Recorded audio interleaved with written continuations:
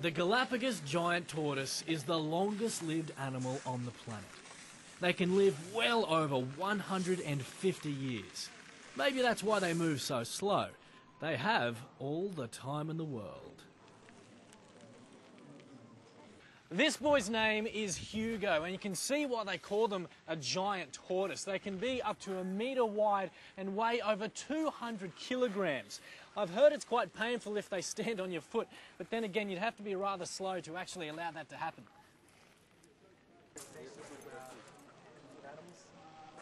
This particular species of giant tortoise is endemic to the islands of the Galapagos, as the name suggests. They're usually rather shy by nature, but in captivity they've gotten used to human interaction. In fact, most giant tortoises will warm to their keepers eventually. It seems they are rather fond of a good scratch in all those hard-to-reach places. Hugo absolutely loves a scratch. His shell's made of keratin, the same as your hair and nails, so he can feel it the whole way through, and scratching's a really great way for us to bond with him. In what is destined to be a rather time-heavy experience, we've decided to take this fella for a walk. Come on, Hugo!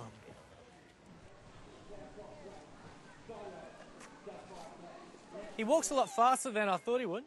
He does. So everyone thinks that tortoises and turtles are really slow, but they can move reasonably fast. They're not going to win any races, but they can still go pretty fast.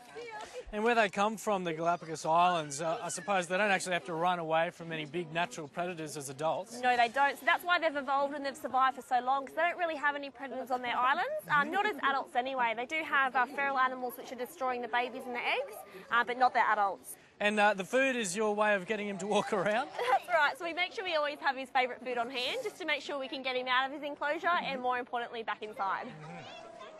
As you can imagine, this walk goes for some time, so let's just fast forward to the next tortoise activity. All right, he's been for a big walk, he's met a whole bunch of patrons, we fed him heaps, and now he's getting a bath. They certainly get spoiled here, right? They do. We absolutely love our Galaps here. So how often would you give him a big wash like this? So we probably bathe him about once a week. About once a week? Yeah. Okay. Now, he's very comfortable here at the zoo, but I understand they're wild cousins. They're not faring too well. No, they're not. So they are classified as vulnerable. So mostly due to the introduction of feral animals. So goats, cats, dogs, and the black rat. And also pirates and sailors played a pretty big role in that as well. Okay. Did they drop their numbers down a long time ago? They did. So what they actually used to do was take them from the island and take them onto their ships. They could turn them on their back to restrict their movement, and they'd have fresh meat ready to go for 12 months. So are they protected now? They are. There's lots of conservation going on the islands today to keep these guys around.